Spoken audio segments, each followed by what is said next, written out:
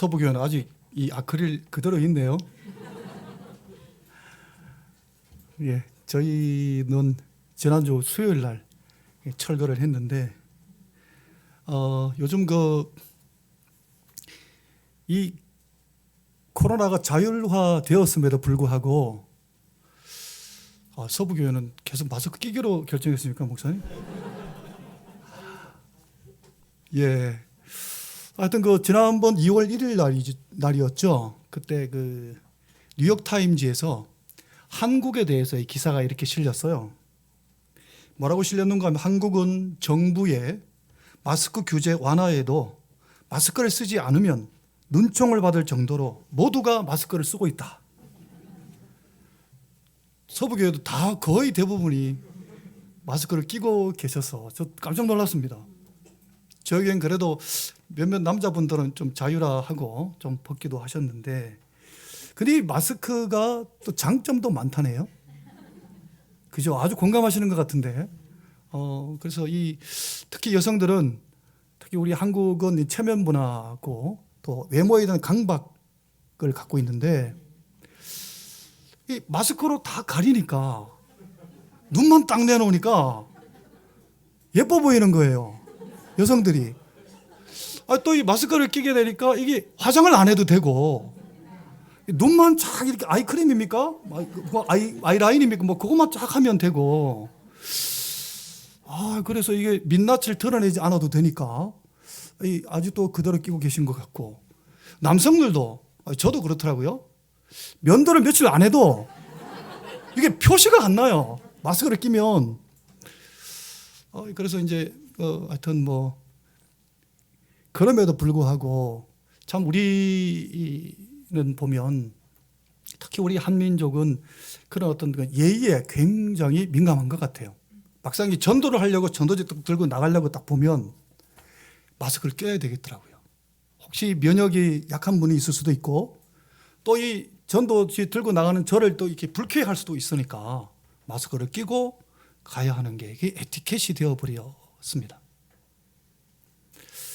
이러한 시국에 교사로 섬긴다는 것은 굉장히 대단한 겁니다.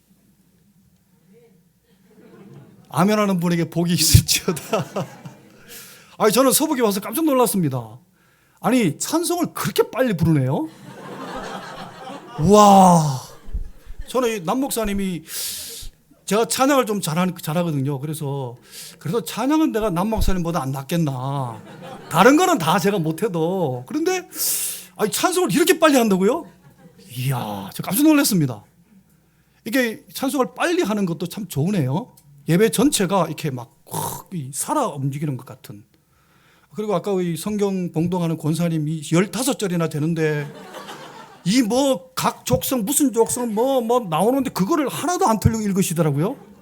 이야, 목사님 훈련을 참 잘 시키신 것 같아요.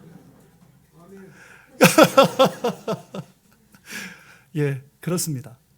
이 교사로 섬긴다는 것, 제가 교사 헌신 예배에 부족한 사람이 무슨 이야기를 하겠습니까만은, 그러나 이 성경을 기초로 해서 하나님이 말씀을 주셨습니다. 목사님 전화를 받고 어떤 말씀을 준비할까, 하나님이 이 본문을 전하게 하셨습니다. 우리가 살아가는 세상은 크게 딱 두 개로 나눌 수 있습니다. 눈에 보이는 세상과 보이지 않는 세상. 눈에 보이지 않는 세상을 아십니까? 히브리서에는 그렇게 표현했죠. 믿음으로 모든 세계가 하나님의 말씀으로 지어진 줄 우리가 아나니 보이는 것은 나타난 것으로 말미암아 되는 것이 아니니라. 저도 빠르게 한번 해볼까요? 우리 눈에 보이는 것은 보이지 않는 것으로부터 나왔다, 이걸 이야기했어요. 적어도 교사라면 눈에 보이지 않는 세상이 있는데, 그 눈에 보이지 않는 세계가 눈에 보이는 세계를 지배한다는 걸 아셔야 합니다. 그거를 모르면 많은 귀중한 것을 놓칠 수 있습니다. 다음 세대를 양육해야 하는 그런 중차대한 책임을 맡고 있는데, 교사가 그걸 알지 못한다면 아마 아까 기도한 가운데 기도하신 분에게 기도한 것 같이 교사로 섬기는 게 굉장히 힘들 수 있습니다. 번아웃되고 낙심하고 좌절하고 절망합니다. 저 돌멩이 같은 위하면 좋겠노. 도대체 교화가 안 된다. 교화가 안 돼. 아니 그러면 우리가 영적인 세계를 볼 수 있어야 합니다. 오늘 이 성경은 여호수아가 가나안 땅을 정복하는 내용이 나오는데 이 가나안 땅을 정복하는 것은 왜 하나님이 이렇게 자세하게 기록해 놓으셨을까요? 영적인 전쟁인 것을 오고 오는 사랑하는 성도들이 이것을 보고 깨달으라고 자세하게 기록하신 겁니다. 영적인 전투에서 여호수아가 승리할 수 있었던 비결, 교사로서 영적인 전투에서 승리하게 되면 정말 다음 세대를 바르게 양육할 수 있지 않겠습니까? 그래서 영적인 전투를 어떻게 여호수아가 치렀는지 한 단면을 잘라서 오늘 본문에 기록하고 있습니다. 같이 한번 살펴보겠습니다. 이스라엘 백성들이 가나안 땅에 들어오기 직전에 몇 년 훈련했습니까? 40년을 훈련했습니다. 그들이 40년 동안 훈련했을 때 훈련한 것 딱 하나입니다. 하나님의 말씀으로 훈련받고 그들의 믿음의 훈련을 받았습니다.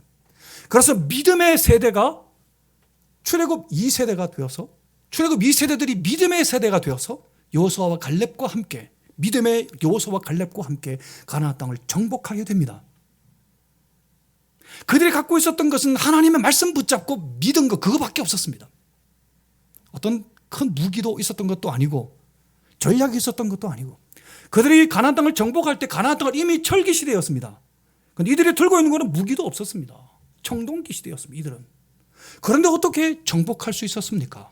오직 하나님의 말씀을 붙잡은 믿음으로 그 땅을 정복하게 됩니다. 자, 정복하는 것을 한번 보면 놀랍게도 여호수아가 제일 먼저 허리를 잘랐죠.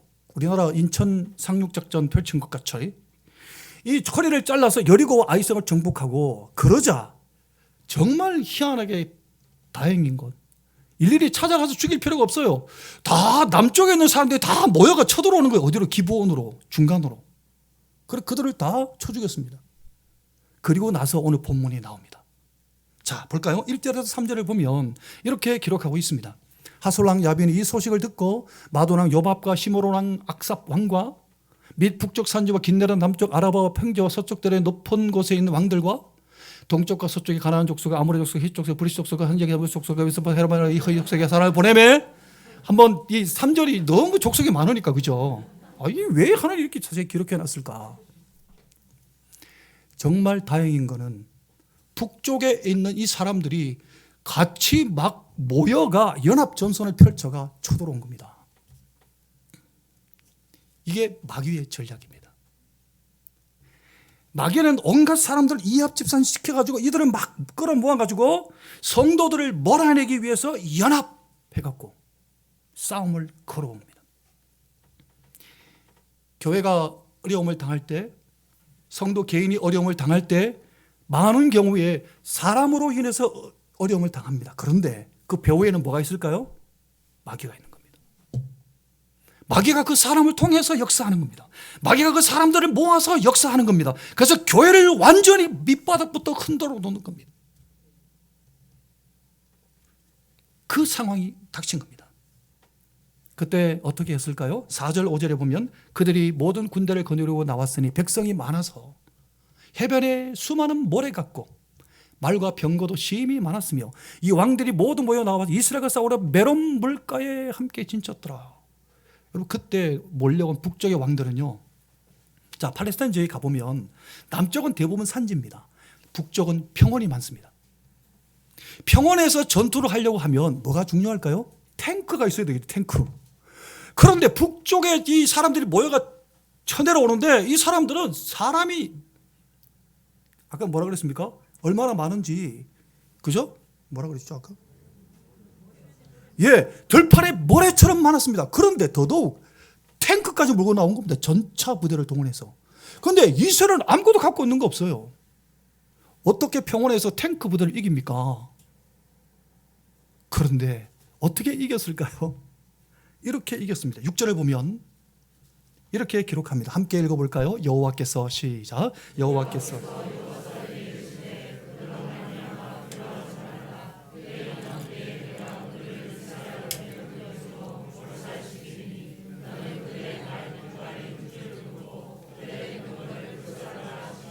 아멘. 하나님이 몰살시키겠다고 하셨습니다. 와, 하나님이 몰살시키셔서 이긴 겁니다. 하나님이 몰살시키게 하셔서. 여러분, 우리의 영적인 전투는 내가 싸우면 안 됩니다. 집니다. 우리가 왜 마귀한테 이깁니까? 하나님이 싸우시도록 해야 합니다. 하나님이 싸우시도록 하려면 그럼 어떻게 하면 될까요? 하나님이 싸우시도록 하려면 그게 영적인 전쟁의 승리의 원리인 겁니다. 자, 어떻게 할까요? 그 다음 구절을 보면 이렇게 했습니다. 7절에 이에 여호수아가 모든 군사와 함께 메론 물가로 가서 갑자기 습격했습니다. 자, 하나님이 싸우게 하시되 내가 잘할 수 있는 것에 집중해야 합니다. 교회는 또 개인도 신앙생활을 함에 있어서 내가 잘 못하는 걸 자꾸 메꿀러 하지 말고 내가 잘하는 것에 집중해서 그것을 통해서 하나님의 나라의 싸움을 해야 되는 겁니다. 예를 들면 다윗이 골리앗을 죽일 때 사울이 자기 갑옷 줬잖아요. 이 보니까 우장 덮어 쓴 것 같아요. 우장 우리는 알잖아요, 그죠? 다른 지역에 가면 모르잖아요. 우장 모르세요? 우장 덮어 쓴 것 같이 이렇게, 그러니까 안 되겠는 거예요. 그러니까 다윗이 어떻게 했습니까? 나 이게 안 맞는다. 벗어버렸습니다. 다윗이 잘하는 게 뭡니까? 물매. 다윗이 잘하는 걸로 골리앗을 원방에 시켜버린 겁니다. 한 방에 끝내버린 겁니다. 그가 잘할 수 있는 것에 집중한 겁니다. 사랑하는 성도 여러분, 내가 잘할 수 있는 것에 집중하셔야 합니다. 특히 교사로 아이들을 양육할 때 내가 잘하는 것을 통해서 이 아이들에게 양육해야 합니다. 그래서 교사는 특별히 이 아이들에게 본이 될 만한 것, 변화된 삶을 보여주어야 합니다. 그래서 그 잘할 수 있는 것에 집중하여서 이걸 계속 가르쳐서 아이들도 이렇게 변화된 삶으로 살아가도록 이끌어야 하는 겁니다. 그런데 그때 주의사항이 하나 있었습니다. 잘하는 것에 집중하되 주의사항이 있었는데 그게 6절을 다시 한번 볼까요? 6절에 마지막에 보면 이렇게 하나님이 여호수아에게 명령하셨죠. 뭔 명령하셨어요? 한 가지 명령을 하셨습니다. 뭐죠? 말의 뒷발의 힘줄을 끊고 병거를 불사르라. 여러분, 전쟁하면 적의 병거를 빼앗으면 얼마나 대단한 겁니까? 그거 내가 쓰면 되잖아요, 그걸로. 또 말도 빼앗으면 그게 얼마나 힘이 되겠습니까? 평원에서 말 쫙 타고 달리는 거고 걸어가는 거 누가 이기겠습니까? 그러니까 말도 빼앗고 병거 빼앗으면 좋은데 하나님이 뭐라고 하셨습니까? 병거는 불태워버리고 말 뒷발의 힘줄을 끊어라. 무슨 말이죠? 여호수아야, 병거를 의지하지 말고 말을 의지하지 말고 나만 의지해라. 아니, 하나님, 병거도 있고 말도 있고 하나님도 의지하면 더 안 좋습니까? 목사님, 그 교사도 뭐 이것도 있고 저것도 있고 더 하나님 함께 더 좋지 않겠습니까? 아닙니다. 인간은 간사해서 말과 병거가 있으면 그거를 의지하게 되어 있습니다. 그거를 완전히 철저하게 끊어버리라고, 불태워버리라고, 오직 하나님만 의지하라고. 사랑하는 서부의 교사 선생님들과 그리고 성도 여러분, 오직 하나님만 의지할 수 있기를 바랍니다. 아멘.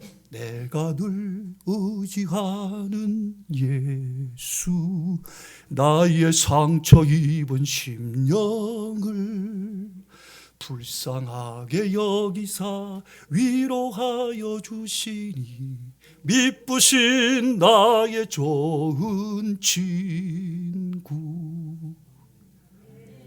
주님만 의지하면 주님이 나를 불쌍히 여기시는 겁니다. 하나님이 나를 불쌍히 여기시면 하나님이 나서 야, 네 비켜라, 네 가만히 있어라, 내가 나가 싸울게, 하나님이 싸우시도록 하는 겁니다. 그게 뭐죠? 하나님만 의지하는 겁니다. 하나님만 의지하는 겁니다. 하나님이 그걸 여호수아에게 가르친 겁니다. 사랑하는 여러분, 하나님을 의지하는 게 뭡니까? 교사들의 가장 큰 무기가 뭡니까?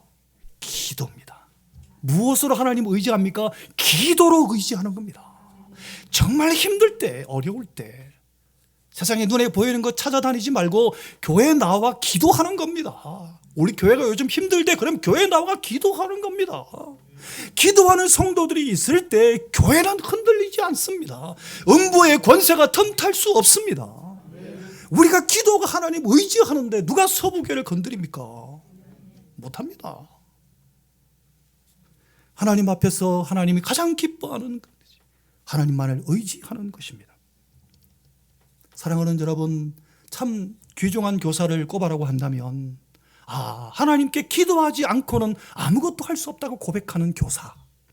하나님, 내가 도대체 야가 내 기도 제목입니다. 기도 제목. 도대체 내 힘으로 뭐 하겠습니다. 그래가 기도 제목 삼아 기도하는 교사. 하나님이 나서지 않으시겠습니까? 하나님이 그 교사를 통해서 변화시키는 겁니다. 그 아이들을.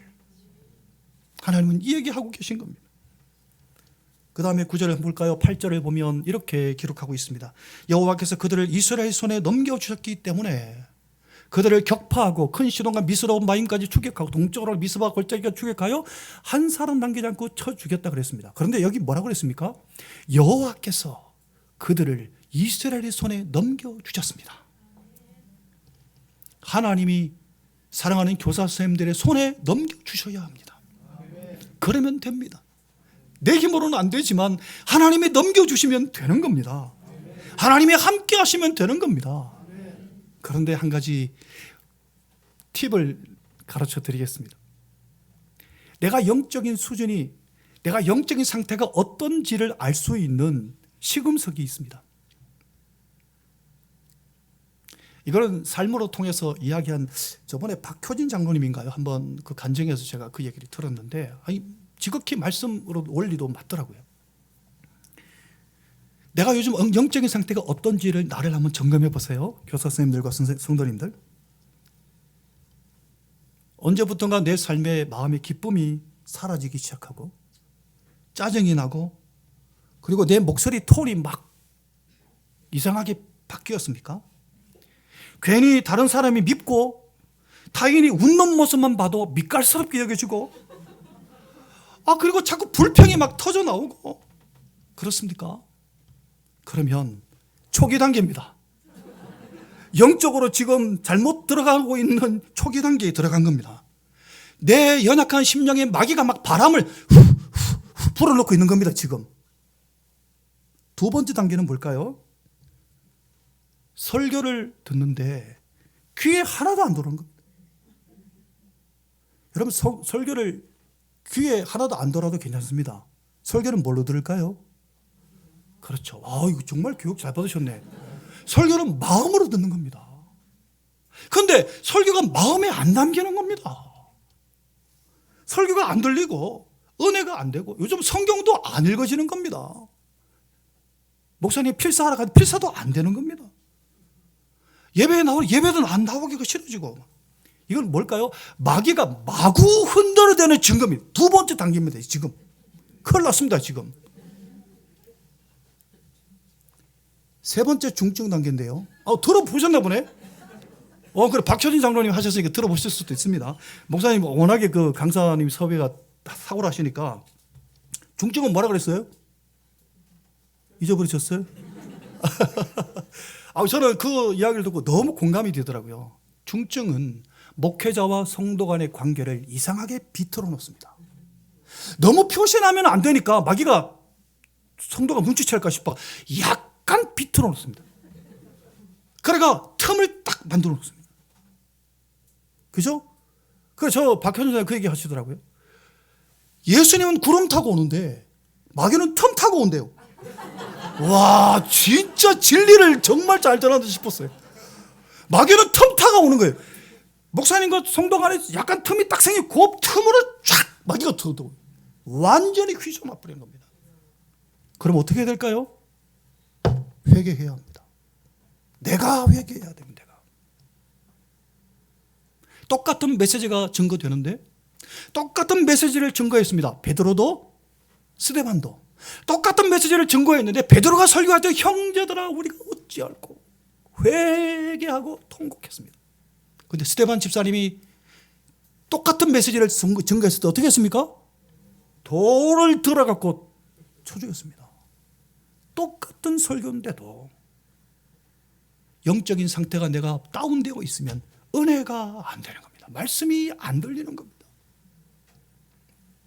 사랑하는 여러분, 우리의 삶의 영적인 전쟁에서 이기려면 내 삶의 현장이, 구체적인 현장도 마찬가지입니다.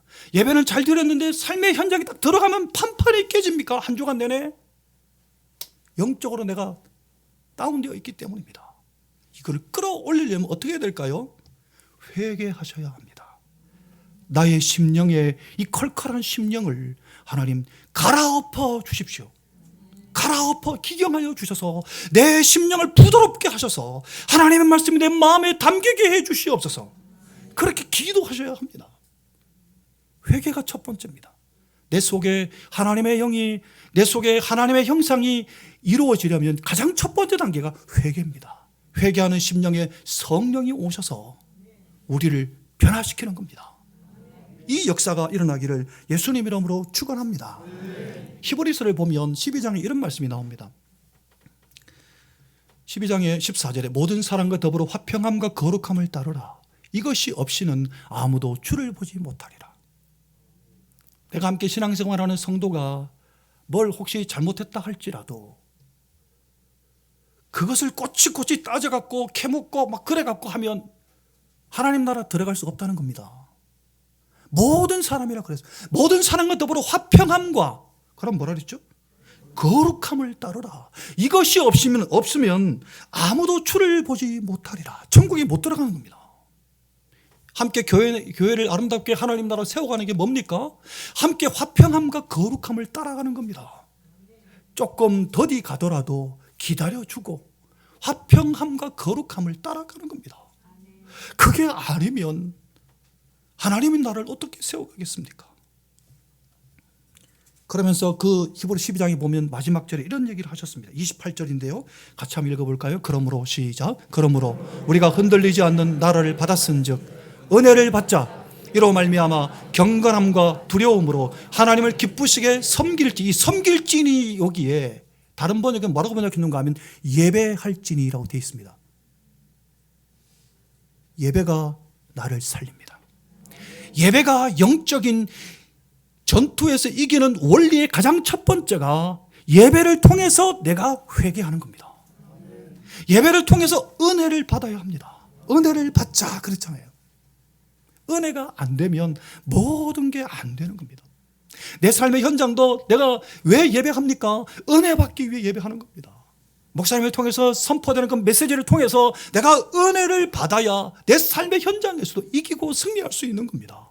그게 영적인 전쟁의 승리의 원리인 겁니다.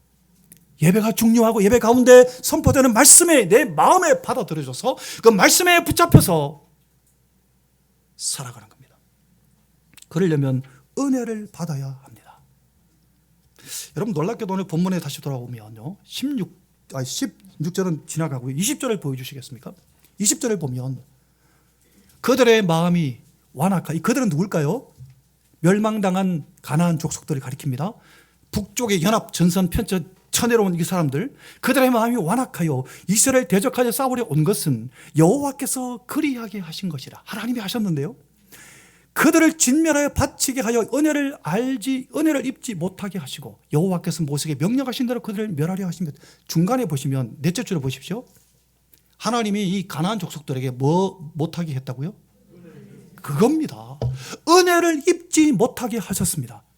똑같이 예배를 드리는데 은혜 못 받으면 나도 망하고 내 가정도 망하는 겁니다. 그런데 은혜를 받으면 나도 살고 가정도 살고 교회도 사는 겁니다. 근데 하나님 은혜 못 받게 하니까 가나안 족속들 다 죽었습니다. 그런데 기브온 족속들은 은혜를 받아가 성전에 섬기는 자들이 됐습니다. 나중에 남쪽 유다와 북이스라엘 다 망해도 이 기브온의 후예들은 남아 있었습니다. 하나님이 그들을 살리셨습니다. 성전에 섬기는 사람들을. 하나님의 은혜를 입어야 합니다. 그래서 우리는 늘 예배를 드릴 때마다 하나님 은혜를 주시옵소서. 오늘도 내 죄를 철저하게 씻어주시고 나를 정결케 하시고 나를 죽여주시고 은혜를 입어서 새롭게 태어나게 하십시오. 여러분, 예배는 내가 죽는 시간입니다. 뭘로 죽을까요? 말씀으로 내가 죽어야 됩니다. 말씀 앞에 내가 죽지 않으면 새롭게 태어날 수 없습니다. 내가 죽어야 예수님이 사니까요. 그게 은혜 받는 비결입니다. 사랑하는 여러분, 은혜 받은 이스라엘과 여호수아는 어떻게 했을까요? 9절, 12절, 12절에 보면 여호와께서 자기에게 명령하신 대로 그대로 행했다 그랬습니다. 그리고 말 뒷발의 힘줄을 다 끊고 병거를 불러 살랐습니다. 그대로 순종합니다.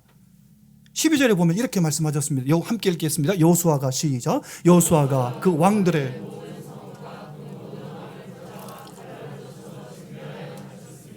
여호와의 종 모세가 명령한 것과 같이 하였습니다.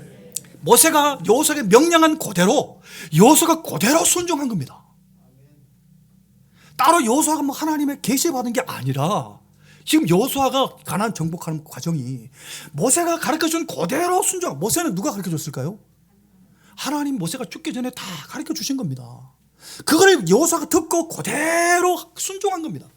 15절 같이 읽겠습니다. 15절 함께 읽겠습니다. 여호와께서 시작. 여호와께서 그의 종 모세에게 명령하신 것을 모세는 여호수아에게 명령하였고 여호수아는 그대로 행하여 여호와께서 모세에게 명하신 모든 것을 하나도 행하지 아니한 것이 없었더라. 아멘. 이게 우리가 살 길입니다. 예배 가운데 회개하고 은혜를 받아 은혜 받은 대로 순종하는 겁니다. 그러면 영적인 전투에 이기는 겁니다. 한 주간을 살면서 이기고 승리하며 살아갈 수 있습니다. 그런데 은혜 받고 싶고 예배도 내가 참 잘 드리고 싶고 회개도 하고 이렇게 하고 싶어요. 목사님 나도 그래 하고 싶은데 목사님 그거 잘 안 되는데요. 그럼 어떻게 할까요? 영적 전쟁에 승리하려면 그럼 어떻게 하면 될까요? 말씀의 은혜 받아가 그 은혜 받은 말씀을 붙잡고 기도하고 그 말씀대로 순종하면 되는데 이게 은혜가 받는 거 그럼 왜 받을까요? 이거를 제가 오늘 가르쳐 드리고 가겠습니다. 물론 목사님께 늘 자주 말씀 들으시겠지만 오늘 이 부분 한번 볼까요? 히브리서 12장 28절 다시 띄워드릴게요. 같이 읽겠습니다. 그러므로 한번 아까 읽었던 구절인데요. 한 번 더 시작. 그러므로 우리가 흔들리지 않는 나라를 받았은즉 은혜를 받자 이로 말미암아 경건함과 두려움으로 하나님을 기쁘시게 섬길지니. 여기 은혜를 받자 밑에 아마 각주되어 있는 성경을 갖고 있는 성도님들은 밑줄이 꺼 있을 거예요. 그 밑에 보면 이렇게 번역되어 있어요. 감사하자. 사랑하는 교사 선생님들이요, 사랑하는 성도님들이요, 은혜를 받으려면 감사하면 됩니다. 감사요. 감사할 조건들이 넘쳐날 때 누가 감사 못합니까? 바보도 합니다. 도저히 감사할 조건이 없을 때 그때 감사해야 합니다. 언어가 우리의 삶을 지배합니다. 감사하면 은혜가 됩니다. 감사하면 마음이 열립니다. 감사하면 하나님의 말씀이 내 마음으로 들립니다. 삶의 현장에서도 감사하면 어떤 일이 벌어질까요? 마귀가 물러갑니다. 영적인 세계는 분명합니다. 빛과 어둠으로 현격하게 나눠져 있는데 성도가 감사하면 마귀가 물러갑니다. 나사렛 예수의 이름으로 명하노니 사탄아 물러갈지어다 않게도 감사하면 마귀는 물러갑니다. 이게 하나님의 능력입니다. 사랑하는 교사 선생님들이요, 도저히 감사할 수 없을 때 감사하십시다. 나의 힘과 요새요 생명이요 반석이신 그 하나님의 은혜를 내가 입는 방법은 감사하는 겁니다. 우리는 얼마나 놀라운 은혜를 받은 사람들입니까? 우리는 흙에서 나온 존재들 아닙니까? 아무런 무가치한 흙과 티끌과 먼지 같은 존재인 우리를 하나님은 빚으셔서 성령을 부으셔서 생명의 존재가 하나님의 형상으로 우리를 지어주시지 않으셨습니까? 이 하나님의 형상을 아담이 잃어버렸는데 이걸 회복시키려고 하나님은 예수 그리스도를 이 땅에 보내지 않으셨습니까?